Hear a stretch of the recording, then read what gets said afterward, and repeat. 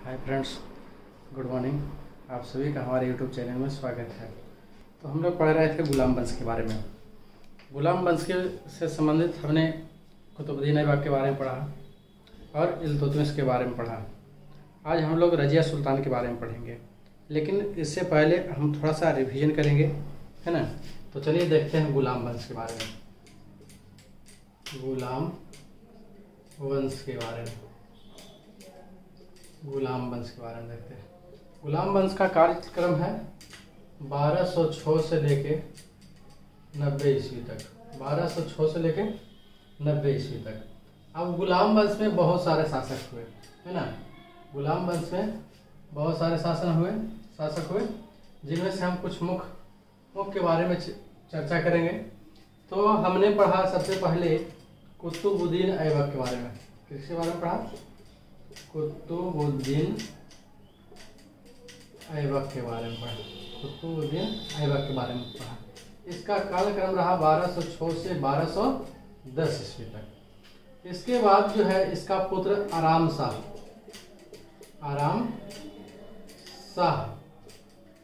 शासक बनता है ना।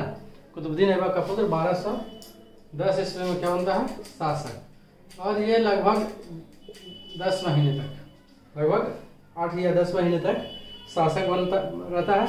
और इसके बाद जो है इल्तुतमिश आ जाता है ना। आराम शाह की हत्या कर देता है और इल्तुतमिश वहाँ का शासक बन बैठता है। और इल्तुतमिश जो है 1210 से लेके 1236 ईस्वी तक शासन करता है। और कुछ बुक में इसे 1211 से 1236 ईस्वी तक कालक्रम माना गया है। चलिए, इसके बाद हम लोग देखते हैं किसके? रुकनुद्दीन फिरोज शाह। रुकनुद्दीन फिरोज शाह गद्दी पर बैठता है। वो कब बैठता है? 1236 ईस्वी में। 1236 ईस्वी में। लेकिन ये जो है एक अयोग्य शासक था, है ना, जिसके कारण ये ज़्यादा दिनों तक शासन नहीं कर पाता है। मुश्किल से महीने से 2 महीने तक इसका शासन चलता है।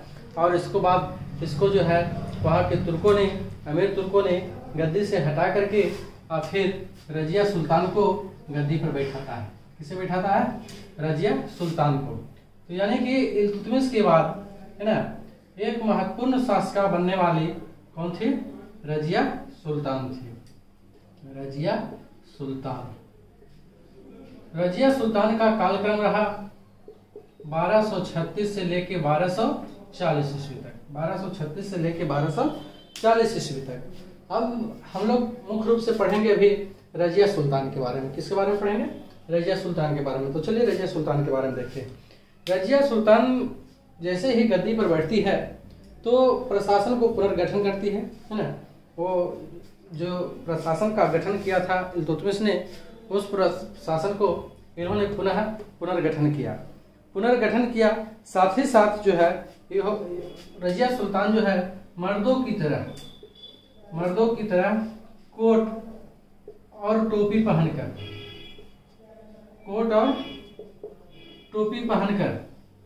राज दरबार में आती थी, है ना। क्या पहनकर आती थी? पर्दा प्रथा का त्याग कर दिया और मर्दों की तरह कोट और टोपी पहनकर राज दरबार में आने लगी।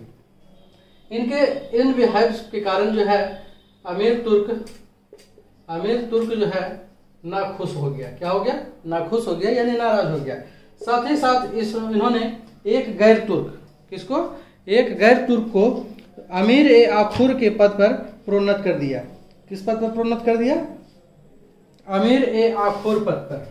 अमीर ए आखुर पद पर प्रोन्नत कर दिया। इसको मलिक याकुत को, है ना, अमीर ए आखुर पद पर प्रोन्नत कर दिया, जिससे जो है अमीर तुर्क जो थे और भी ज्यादा नाराज हो गए। और नाराजगी के कारण जो है रजिया सुल्तान को क्या किया? गद्दी से हटा दिया। रजिया सुल्तान जो है पहली ऐसी महिला थी ना मध्यकाल के समय में दिल्ली सल्तनत पर राज करने वाली रजिया सुल्तान पहली मुस्लिम शासिका थी, है ना। ये जो है उस समय का एक बहुत बड़ी घटना है क्योंकि उस समय एक महिला का सुल्तान बनना बड़ा ही मुश्किल काम था। लेकिन रजिया सुल्तान को जन समर्थन प्राप्त था, इसके कारण से रजिया सुल्तान जो है दिल्ली सल्तनत का शासक बने। तो इससे संबंधित एक प्रश्न परीक्षा में बार बार पूछा जाता है कि वह मुस्लिम महिला शासिका कौन थी, या दिल्ली सल्तनत पर राज करने वाली एकमात्र महिला मुस्लिम शासिका कौन है। तो वो कौन थी? रजिया सुल्तान। रजिया सुल्तान का कालक्रम क्या है? 1236 से 1240 तक। जब रजिया सुल्तान जो है गैर तुर्कों को अमीर ए आखूर जैसे है ना बड़े पदों पर प्रोन्नत करने लगी, तब अमीर तुर्क जो है रजिया सुल्तान को बंदी बना लेता है। बंदी बनाने के बाद इसके बाद बहराम शाह को गद्दी पर बैठाती है। किसे बैठाती है? बहराम शाह को। लेकिन ये भी ज्यादा तक दिनों तक शासन नहीं करता है, एक 1240 से 1242 ईस्वी तक शासन करता है ना। इस प्रकार से और भी इल्तुतमिश के कुछ वंशक जो है कुछ शासन के गुलाम वंश पर, दिल्ली सल्तनत पर, लेकिन वो सारे के सारे जो है अमीर तुर्कों के हाथों की कठपुतली था, है ना। इसलिए कोई भी इल्तुतमिश का ऐसा कोई वंशज इल्तुतमिश की तरह कोई महान शासक नहीं बन पाया गुलाम वंश का, दिल्ली सल्तनत का, है ना। तो कुछ समय के पश्चात रजिया सुल्तान क्या करती है? रजिया सुल्तान जो है अल्तुनिया के शासक राजकुमार से शादी कर लेती है, और शादी करने के बाद ये पुनः जो है अपना जो है पद जो है अपना राज्य जो है प्राप्त करना चाहती है, लेकिन वो उसको प्राप्त नहीं कर पाती है, उसमें असफल रहती है ना। और इन असफल होने के कारण कुछ समय के पश्चात जो है कुछ समय पश्चात कौन सा जगह पर? तो वो जगह था, वो जगह कौन सा था जहाँ पे उसको हत्या कर दिया गया था? वो जगह था कैथल के पास। कहाँ? कैथल के पास जो है जिसका रजिया सुल्तान का हत्या कर दिया जाता है ना। तो रजिया सुल्तान की जब हत्या हो जाता है तो शासक के रूप में कौन काम करता है?